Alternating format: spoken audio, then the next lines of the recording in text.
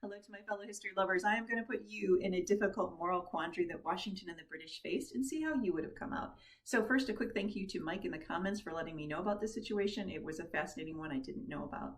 So to get you in the mindset, I'm going to push you forward into the future. It's a little more modern to imagine. So when there was the Cold War, there were the Russians, the Soviet Union, and I want you to imagine one of their generals, one of their top generals, defects to the United States. It is a huge coup because not only does he know a lot about the Russian Soviet military, but in addition, it's a publicity thing, right? Like he escaped to freedom. So that is a big coup. But meanwhile, the Soviets have captured an American, much loved American, who was there technically spying in order to help our cause, and they capture him. So the Russians say to us, tell you what, we'll either execute your much loved American or we'll trade you. Give us our general back and we'll give you your spy.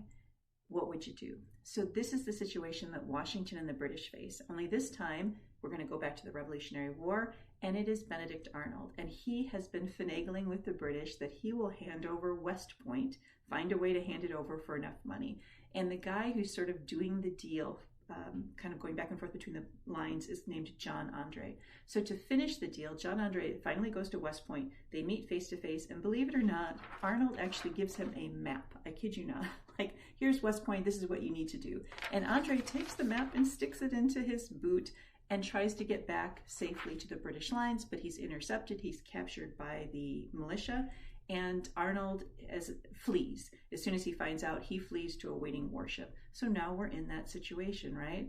The British have American General Arnold, and we have their spy, André. So Washington says to the British, André spied and will be executed, your much loved André, but we'll spare him if you will give us back Arnold. And the British, in the end, opt not to give us back Arnold. And when I try to get into the mindset, this is my thinking. I think what it is Arnold is a huge prize to them. As we said, it's a publicity thing, but it's also he knows a lot about the military.